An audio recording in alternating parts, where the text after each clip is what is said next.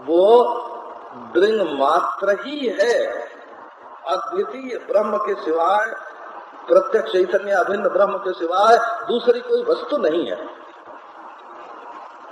ये नारायण, तो हर हालत में ये बात माननी पड़ती है कि जो आत्म वस्तु है वही अन्य रूप से भास रही है, जो ब्रह्म वस्तु है वही अन्य रूप से भास रही है, जो काल है, हम तो ऐसे भी बोलते हैं, जो काल है वही क्षणादि के रूप से भास रहा है। काल में क्षणादि विभाग नहीं है। एक दिन हमने उससे भेंट की थी बोला काल से। एक दिन ऐसा आया था कि काल से हमारी भेंट हो गई।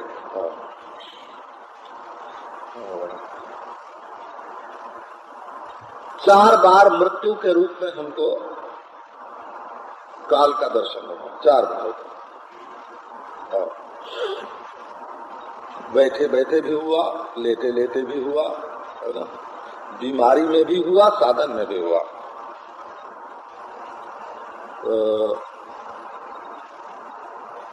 चारों बार काल ने हमको यही बताया कि ये जो हमारे अंदर क्षण रूप, ये क्षण शब्द का सेकंड बना है, बना बिगड़ना नहीं। जैसे क्षण में क्या है, क स और न है, और क स न में से क्या हुआ कि क को बीच में रख दिया, स और न के बीच में क को उठा दिया तो सेकंड हो गया, सेकंड हो गया। ये क्षण ही जो है वो सेकंड बनता है। देखो, तो मैंने काल से पूछा कि तुम्हारे अंदर क्षण है? दिन है, रात्रि है, पक्ष है, मास है, वत्सर है, युग है, मनवंतर है, कल्प है, महाकल्प है। बोले कि ना ना, हम तो बिल्कुल निरवय हैं। अरे बाबा, जब तू निरवय सत है और तेरे अंदर भूत भविष्य वर्तमान कल्पित नहीं है तो तू ब्रह्म है। तो बोले हाँ, काल ने कहा हमारी आत्मा तो ब्रह्म है, परंतु हमको लोग चीजों के साथ, सूर्य के साथ मिला देते हैं, चंद्रमा के साथ मिला देते हैं, पृथ्वी के साथ मिला देते हैं, घड़ी के साथ मिला देते हैं, तब हमारे खंड खंड टुकड़े टुकड़े हो जाते हैं। नहीं तो काल ने कहा कि मेरी आत्मा ब्रह्म है, मैं निरवय ब्रह्म हूँ, मैं निराकार ब्रह्म हूँ, मैं निर्विशेष ब्रह्म हूँ, मैं अपनी कल्पना के अधिष्ठान चेतन से भिन्न नहीं हूँ। काल ने कहा मैं ब्रह्म हूँ। ब्रह्म ही कालारूढ़ होकर के नित्यत्व में भासता है। मृत्यु आई हो, मृत्यु आई तो एक पौराणिक मृत्यु मेरे पास आई थी, हमने आपको सुनाया होगा। मैं बीमार था, बेहोश हो गया, होगा बमन हुआ तो बमन होते ही वहीं बेहोश हो गया। तो उसमें और एक हाथ में शस्त्र लिए और मृत्यु मृत्यु नाम धारणी एक राक्षसी और आई। अब देखो पौराणिक संस्कार का उदय हुआ वहां, बेहोशी में पौराणिक मृत्यु का जो संस्कार है वो उदय हो गया। एक बार साधन, एक 2 बार बैठ के कोई साधन कर रहा था, उस समूचे शरीर का प्राण खींचकर सिर में आ गया और ये मालूम पड़ा कि शरीर छूट गया है ना। तो मन में आया कि अच्छा अब मैं मर जाऊं, ऐसा हो। तो नारायण, अगर किसी को ये अनुभव की हो कि मैं मर गया, एक बार बिल्कुल मोटर में चलते चलते मृत्यु का दर्शन हुआ। तो मैं और हनुमान प्रसाद जी दोनों कलकत्ते में घूम रहे हो, दंगा हो, तो दंगे में जरा घूमते थे वहां, तो हमको नींद आ गई। तो हमको ऐसा सपना आया कि किसी भगत ने हमको ज्यादा खिला दिया, तो खिलाने से पेट फट गया। मर गया। ऐसा ऐसा सपना आया। ये भगत लोगों से सावधान रहना चाहिए। ये स्वप्न का अभिप्राय तो ये था। अच्छा, एक बात मैं गुरुओं के लायक कह रहा हूँ। बोला, ये चेला लोग कोई बात आके ऐसी ऐसी गुरु को बता देते हैं कि अगर गुरु का हार्ट कमजोर हो तो फेल हो जाए। ये मरने में भी है तो यही होता है। जैसे हमने देखा कि पति बीमार है, मरणासन है, और पत्नी उसको ऐसी ऐसी बात कह रही है कि और ब्लड प्रेशर उसका बढ़ जाए। ब्लड प्रेशर तो 210 ऊपर का, और पत्नी जो है वो ऐसी ऐसी बात सुना रही मेरे सामने। मैंने कहा ये पत्नी नहीं है, राक्षसी है, खुद विधवा होना चाहती है। तो ये बात अब आगे देखो। काल से हमारी डेट हुई तो मैंने देखा कि चिता पर शरीर जल रहा है, और ये लौकिक संस्कार, और जयदयाल कसेरा और जयदयाल गोयनका और हनुमान ज्वाला प्रसाद, ये सब हमारे बारे में ये बात कर रहे हैं, बात सुन रहे थे। तो मरे नहीं ना, देखो मरे नहीं। साधन में प्राण खींच गया तो मरे नहीं, और बीमारी में मृत्यु आई तो मरे नहीं। मैं मर गया ये अनुभव कभी किसी को हो सकता है कि नहीं, आप बताओ। तो बोले किसी को हो सकता है। करे जिसको होगा वो तो जिंदा रहेगा ना भाई। जिंदा को ये अनुभव होगा कि मैं मर गया, कि मुर्दे को ये अनुभव होगा कि मैं मर गया। उसी का नाम आत्मसत्ता है। और ये बड़ी निर्भयता की वस्तु है। हो सारी सृष्टि का प्रलय हो जाए, आत्मा जिंदा तो कूद पड़ो ना मौत में। ये कर्म करने को मना कहाँ करता है? निर्भय होकर कर्म करो, निर्भय होकर उपासना करो, निर्भय होकर समाज सेवा करो। पर डरते डरते करोगे तो क्या करोगे? पहले आओ तुमको काल से निर्भय बना दें। ये अध्यास की निवृत्ति का अभिप्राय है। साधक लोग हैं ये डरते हैं पड़ते क्या करे, हम चांद के भीतर कलेजे में बैठे रहेंगे तब तो हम ईश्वर से मिले रहेंगे, और कहीं बाहर निकल गए तो हमारा ईश्वर बिछुड़ जाएगा। अब ये चांद की कोठरी में ईश्वर को बंद करके ना रहे, कब तक रहेंगे, है ना? तो ये चांद की कोठरी को आग लगा दो, ज्ञान की आग में चांद की कोठरी को भस्म कर दो, और खुले मैदान में ईश्वर को देखो। चाहे इस देश में रहो, चाहे वो देश में, चाहे अंतर्मुख हो, चाहे बहिर्मुख रहो, सब जगह ईश्वर मिलेगा। बोला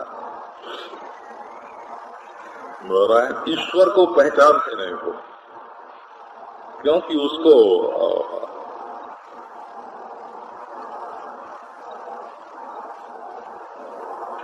एक शिष्य को गुरु ने बताया कि तुम ईश्वर की आराधना करो तो तुमको ईश्वर का दर्शन होगा। देखो बात सुना रहे, साधकों में बहुत प्रचलित है। तो शिष्य जाके भजन करने लगा तो उसके सामने भगवान आए, तो वो भगवान को तो पहचानता नहीं था बच्चा। तो भगवान ने उससे पूछा आप कौन है महाराज? बोले मैं भगवान हूँ, ईश्वर हूँ। बोले आप ईश्वर हैं ये हम कैसे समझे, बताओ कि ईश्वर हैं। बोले अरे भाई मैं ईश्वर हूँ, बताऊं क्या? मैंने दुनिया बनाई है, मैं सबका पालन करता हूँ, सबका श्रृंगार करता हूँ। बोले बाबा ये सब तो कुछ दिखता नहीं है, तुम्हारे कहने से मैं कैसे मानूं? हमारे सामने दुनिया बना के दिखाओ, सबका पालन हमारे सामने करो, सबका सम्मान हमारे सामने करो, सबको अपने आप में मिलाओ, कैसे मैं ईश्वर मानूंगा? वो बोला कि जा गुरु जी से अपने पूछ के आ कि मैं ईश्वर हूँ कि नहीं। तो अपने गुरु जी के पास गया हो तो गुरु जी भजन कर रहे थे। चेले ने आके पूछा तो उनको बड़ा दुख हुआ। बोले ठहर जा। बोले ठहरूं कैसे? वहां वो खड़ा है, कह रहा है मैं ईश्वर हूँ, आप बता दो ईश्वर कैसा होता है, मैं पहचान लूं, उसकी पहचान बताओ। मैं जाके कसौटी पर कसूं, 1 बार 2 बार 3 बार, तो ना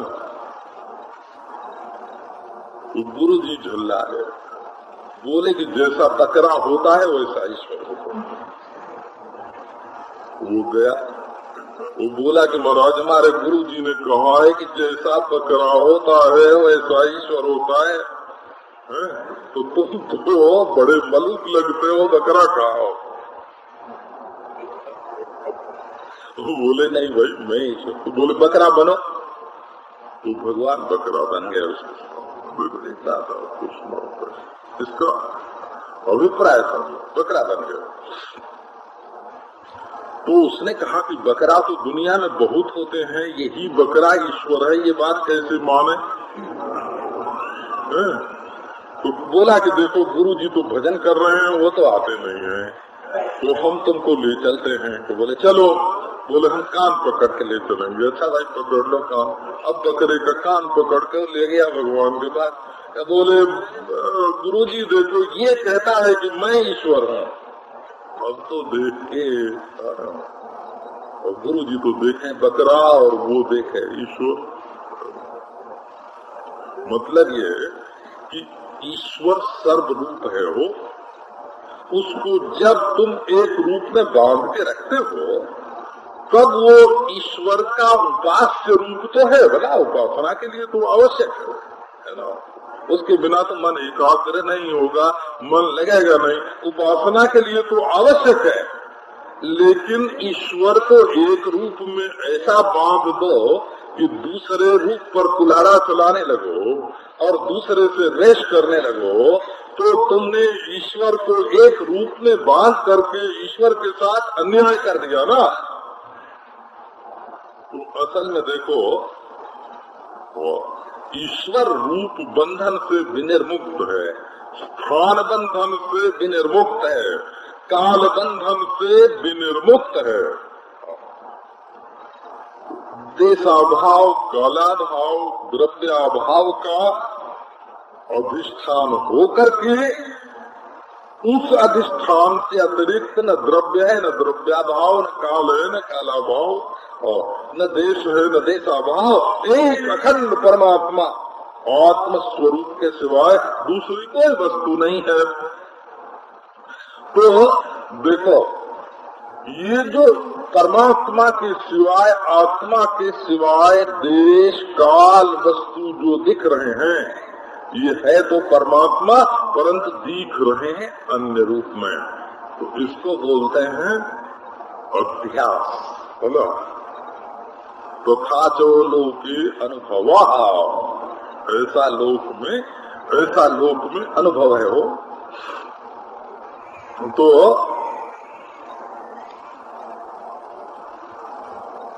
क्या लोक में अनुभव है? सुक्ति का ही रजतवत अवभासते एक चंद्र सद्वितीयवात् इति।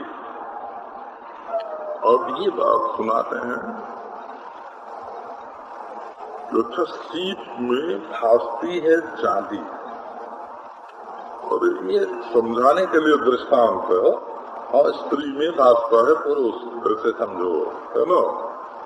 लोहे पीतल में भासता है सोना, सोने में भासती है पीतल। कोई भी जो चीज आपको होवे दूसरी और दूसरी भासती होवे, तो जब आप समझ जाओगे तो तत्व को समझ जाओगे ना। तो सुक्तिका ही रजतवद अवभासते, जब सुक्तिका का ज्ञान हो जाएगा तब आप ये अनुभव करेंगे कि सीप ही चांदी के समान भास रही थी। अच्छा, तो दूसरी जगह जो चांदी है वो तो यहाँ आई नहीं, और बुद्धि में जो चांदी है सो बाहर गई नहीं है? और यदि सीप में चांदी होती तो बाधित होती नहीं। ये देखो जुक्ति देखो, दूसरे समय की देखी हुई चांदी जो तुम्हारी बुद्धि में है ना संस्कार रूप से बैठी हुई है, वो तो बुद्धि में है, सीप में नहीं गई। बाहर नहीं गई। और जो दूसरी जगह पर शराब के दुकान में जो चांदी है तो वहां से चल के सीप में आई नहीं। अच्छा, और कहो कि सीप के अवयवों में ही चांदी है, वही मौजूद है, तो वो शुद्धि का ज्ञान से बाधित होती नहीं। तब आपने कहा कि अरे ये तो सीप है, चांदी के रूप में भास रही है। ये देखो, ये अनुभव है, ये अनुभव का रूप है। तो न तो ज्ञान का आकार है वहाँ चांदी, और न तो पूर्व दृष्ट संस्कार का है आकार वहाँ चांदी, न तो चांदी अन्यत्र से वहाँ आगंतुक आई हुई है, और न तो वहाँ विद्यमान है, और फिर भी चांदी दिख रही है। तो ये अध्यास का अनुभव है। एक चंद्र सद्वितीयवाद, चंद्रमा एक है, परंतु बीच में उंगली डाल लो, है ना, दो की तरह दिखेगा। आंख को दबा दो, दो दिखेगा। तो अब देखो, जो हमने पहले ये बात बताई कि कार्य कारण भाव और दृश्य दृष्टा भाव के विवेक में बड़ा भारी फर्क है। यदि माने ये नैयायिकों ने कार्य कारण भाव से किया था और मीमांसकों ने कर्म कर्ता भाव सिद्ध किया था। पूर्व मीमांसकों ने कर्म और कर्ता का भाव सिद्ध किया, और नैयायिकों ने कार्य कारण भाव को बड़ा जोर लगा करके सिद्ध किया। वैसे मीमांसकों में भी कार्य कारण भाव है और नैयायिकों में भी कर्तृकर्म भाव है, पर गौणता और प्रधानता के भेद से दोनों का हम निर्देश करते हैं।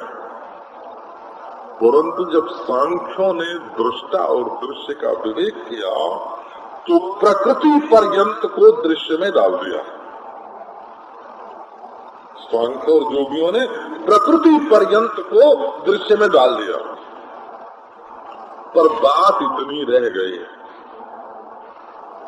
क्या कि प्रकृति बाहर और दृष्टा भीतर। बोले दृष्टा तो विभु है, तो ठीक है, परंतु दृष्टा अनेक, दृष्टा अनेक।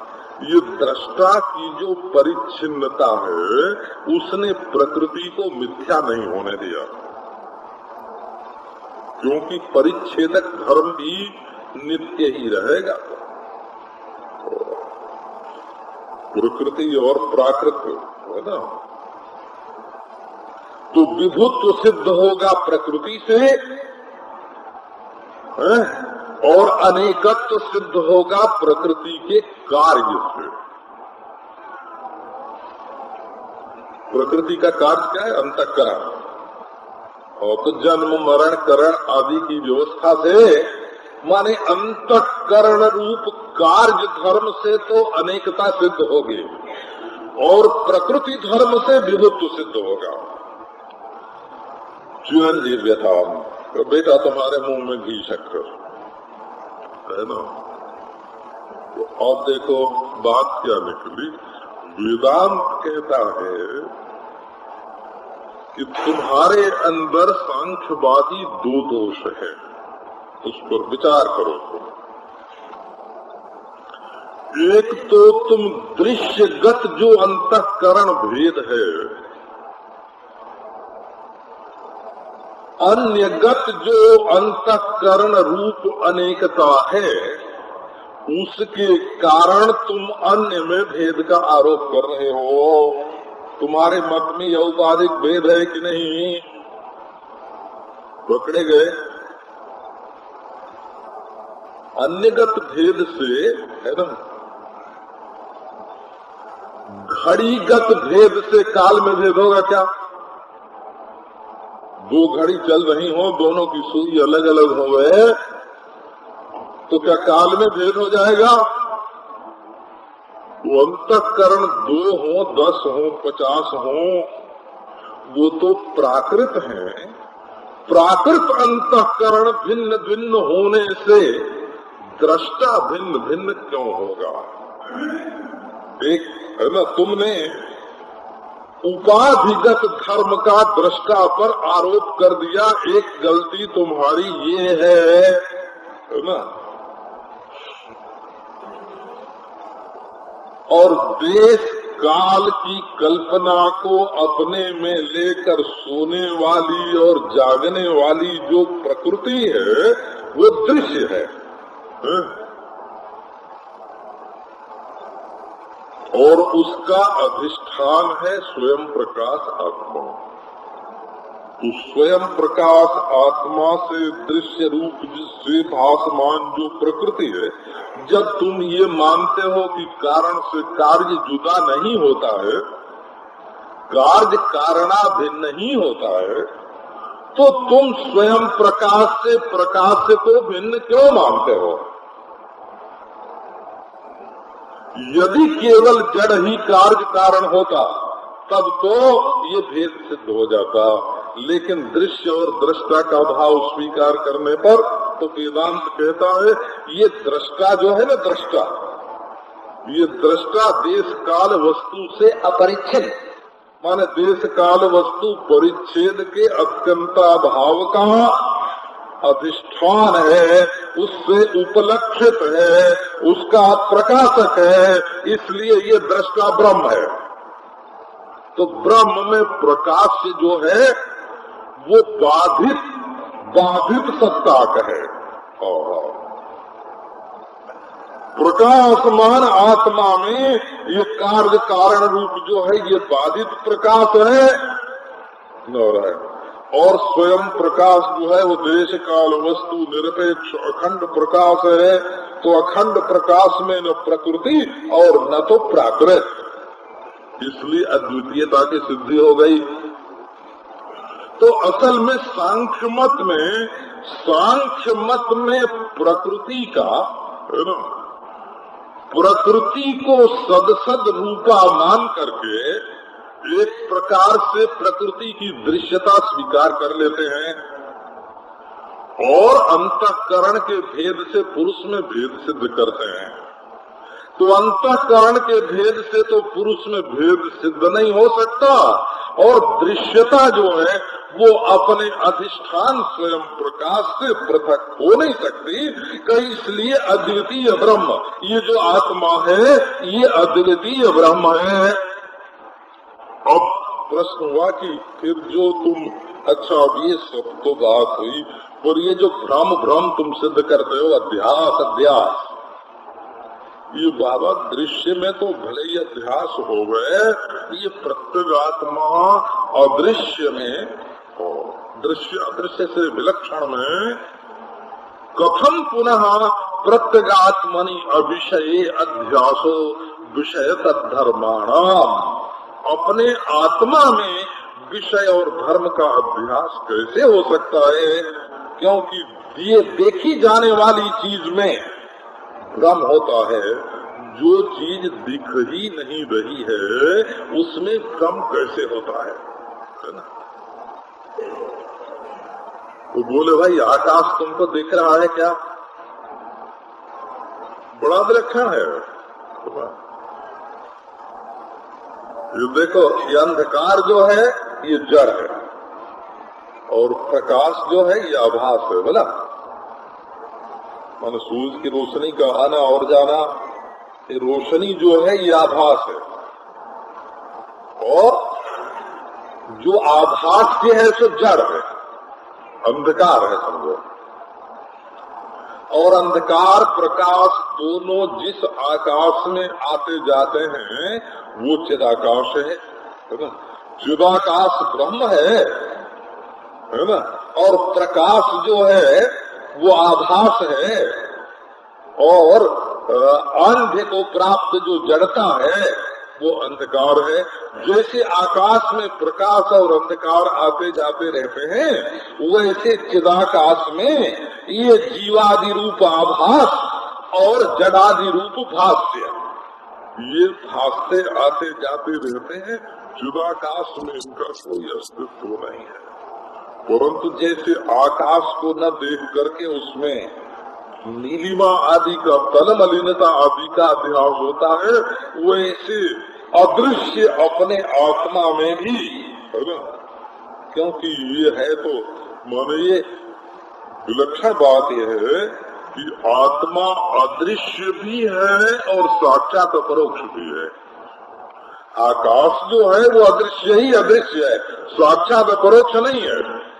और दोनों में फर्क देखो, आकाश जो है वो अदृश्य तो है परंतु साक्षात अपरोक्ष नहीं है, और आत्मा अदृश्य भी है और साक्षात अपरोक्ष भी है। अवेद्यत्वे सति अपरोक्षत्व स्वप्रकाश लक्षणम, अवेद्य होकर के परोक्ष न होना। जो अवेद्य होता है वो परोक्ष होता है। जैसे स्वर्ग को हम नहीं देख पाते इंद्रियों से तो वो परोक्ष है, और घट को देख पाते हैं तो वो प्रत्यक्ष है, परोक्ष नहीं है। जिसको हम देख पाते हैं वो परोक्ष नहीं है, प्रत्यक्ष है, और जिसको नहीं देख पाते हैं वो प्रत्यक्ष नहीं है, परोक्ष है। परंतु अपना आपा जो है इसको हम देख तो नहीं पाते, परंतु स्वयं देखने वाले अपने आपा के रूप में अपरोक्ष है ना। ये स्वर्ग में थोड़ा ही है, तिजोरी में थोड़ा ही है, ये आले में थोड़ा ही है? तो नारायण इसमें अध्यास कैसे? ये जो अदृश्यत्व और अपरोक्षत्व दोनों जो आत्मा का स्वरूप है ना, वो अदृश्यत्व अंश में नारायण अध्यास का हेतु हो जाता है ना। अदृश्यत्व अंश जहाँ वृत्ति में प्रतिबिंबित है वहाँ अध्यास है, और जहाँ अपरोक्षत्व अंश जहाँ प्रतिबिंबित हो जाता है वृत्ति में, वहाँ विद्या हो जाती है, अविद्या की निवृत्ति हो जाती है। तो केवल अदृश्यांश के प्रतिबिंबन से अविद्या, और केवल स्वप्रकाशांश के प्रतिबिंबन से विद्या, और वास्तव में न विद्या और न अविद्या। अब ये बात आपको समझानी चाहिए। बोले समाधि निर्विकल्प हुई। अब ये समाधि की जो निर्विकल्पता है इसके बारे में कल चर्चा करेंगे।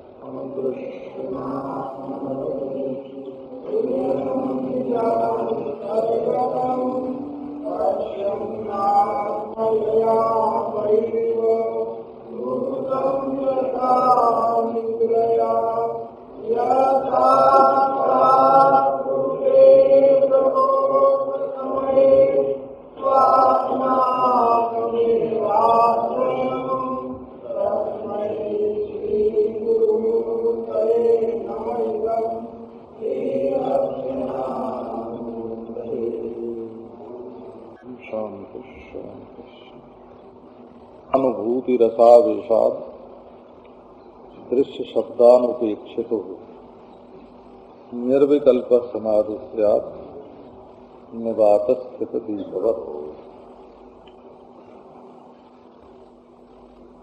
इन तीन प्रकार की समाधि बाहर और भीतर के भेद से बता रहे हैं।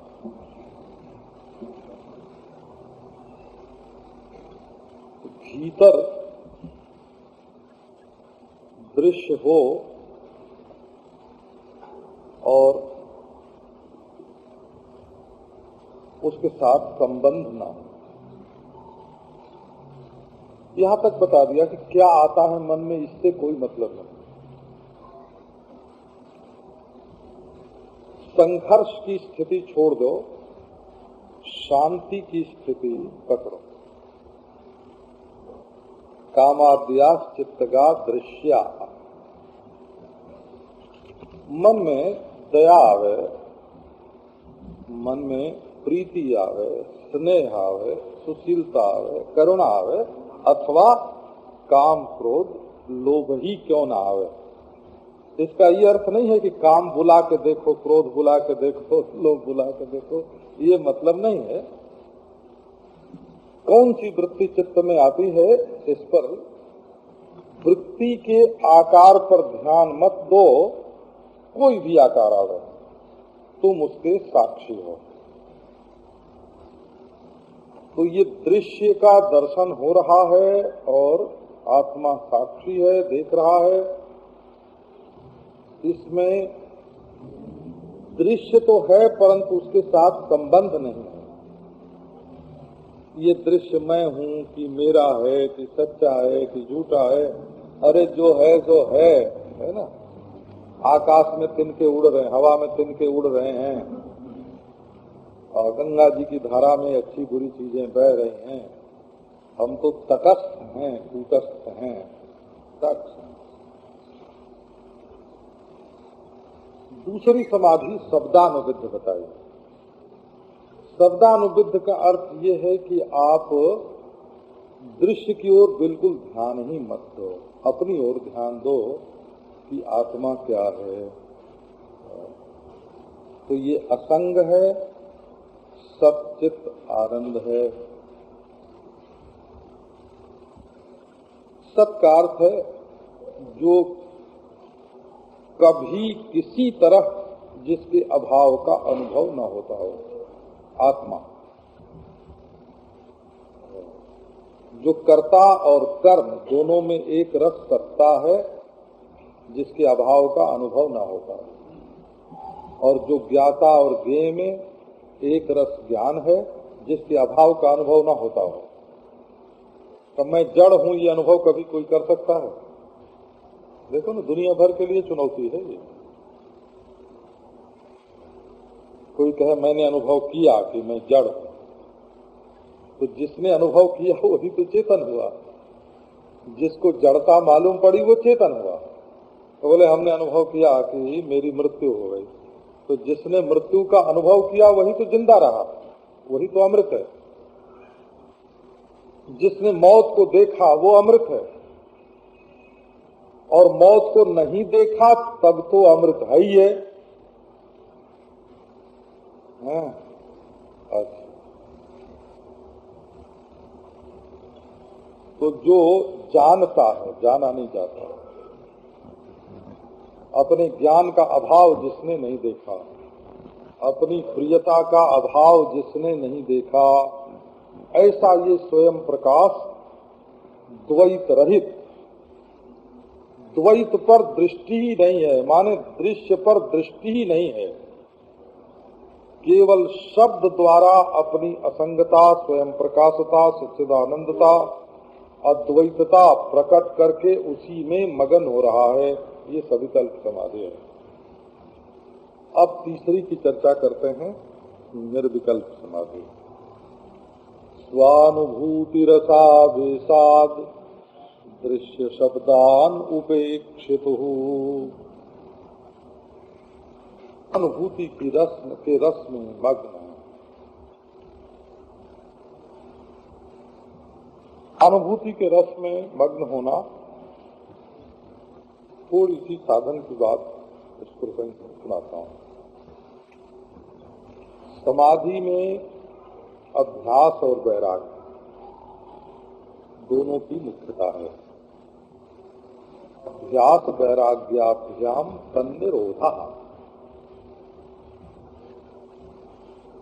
तो यही जिस अभ्यास का वर्णन किया, इस अभ्यास को दोहराव है। अभ्यास माने होता है संस्कृत में, अभ्यास शब्द का अर्थ ही है दोहराना। इस जगह पर बार बार बैठ जाना। तो रोज रोज आसन करना भी एक अभ्यास है, रोज रोज प्राणायाम करना भी एक अभ्यास है, रोज रोज माला फेरना भी एक अभ्यास है, रोज रोज ध्यान करना भी एक अभ्यास है। अभ्यास माने दोहराना। हम जब बचपन में पढ़ते थे ना, तो जिस ग्रंथ को पढ़ते थे उसकी रोज एक बार दोहरौनी करते थे। दोहरौनी, उधेरनी, हाँ गांव में बोलते थे उधेरनी, माने कल जो याद करके चित्त में जो चीज बैठाई थी ना, उसको आज उभार के फिर देखना, उधेरनी तो दोहरौनी। हमको बचपन में जिस महात्मा ने अभ्यास शब्द का अर्थ बताया था,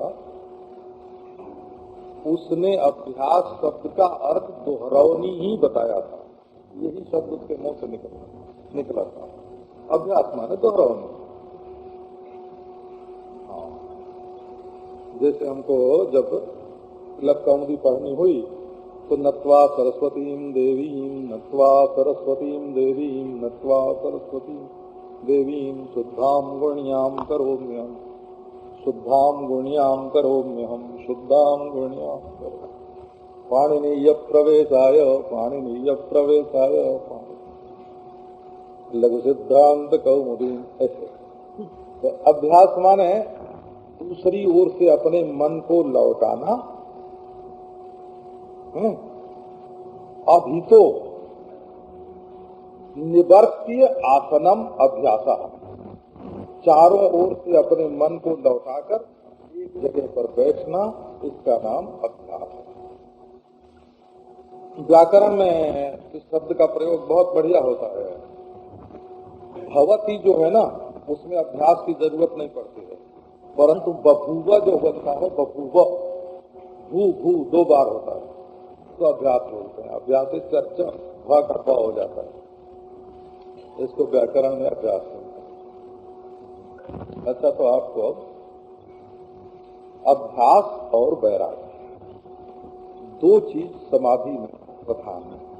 योग दर्शन में ये बात बताई गई है कि कई लोग ऐसे होते हैं जिनको पूर्व जन्म की समाधि के अभ्यास के कारण बचपन में स्वभाव से ही समाधि के संस्कार जागृत होते हैं। तो इनमें एक तो देवताओं की चर्चा की, एक जो अधिकारी पुरुष होते हैं ब्रह्मा आदि, उनकी भी चर्चा की। जैसे ये अग्नि देवता, पृथ्वी देवता, जल देवता, अग्नि देवता तत्व से तादात्म्यापन्न हो गए हैं। जैसे अग्नि धारणा करने से अहम अग्नि ही, कोई जीव ही अग्नि से तादात्म्यापन्न होकर के अग्नि देवता हो गया। अहम वायु, अहम सूर्य बोलता है ना वो वामदेव, अहम मनुरभवम सूर्यश्च, मैं ही पहले मनु था और मैं ही पहले सूर्य था। तो ये क्या हुआ? और दूसरे होते हैं ब्रह्मा तक हो जाते हैं, बोला। ये ऐसे ऐसे जीव होते हैं जिनको सृष्टि स्थिति संहार करने का सामर्थ्य प्राप्त हो जाता है और वो ब्रह्मा विष्णु महेश हो जाता है ना। तो अहंकार तत्व में लीन होने से ब्रह्मा हो जाता है, रुद्र हो जाते हैं ना, रुद्र हो जाते हैं, अहम में लीन हो जाते हैं। कोई महाराज महत तत्व में लीन होने से हिरण्यगर्भ हो जाता है। तो इतनी ऊंची अवस्था प्राप्त होती है कि अहंकार में लीन हो जाएं, महत तत्व में लीन हो जाएं, प्रकृति में लीन हो जाएं। इतनी ऊंची ऊंची अवस्था अभ्यास के द्वारा प्राप्त हो जाती है। तो ऐसे जो विदेह और प्रकृति लीन होते हैं, इनका नाम क्या है योग शास्त्र में? भव प्रत्ययो विदेह प्रकृति लयानाम। जो अभ्यास के द्वारा निराकार निर्देह स्थिति को प्राप्त कर लेते हैं और यहाँ तक कि ब्रह्मा हो जाते हैं। योग वासिष्ठ में अगर पढ़ा हो तो पढ़ा होगा कि कई बार हमने ब्रह्मा को चींटी होते देखा है और कई बार हमने चींटी को ब्रह्मा होते देखा है?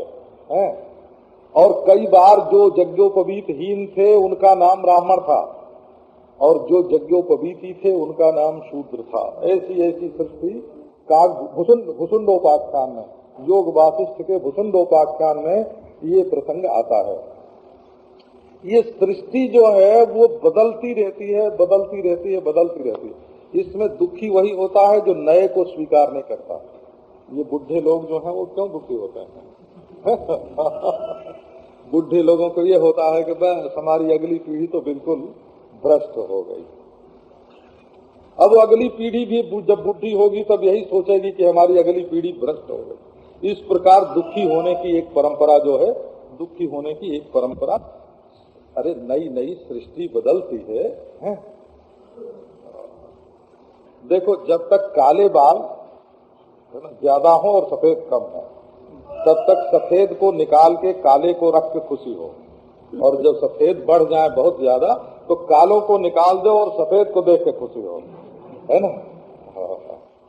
ऐसा हमारे गुरु जी महाराज थे, 85 बरस की उनकी उम्र थी, वो मूछ बनाते थे। वो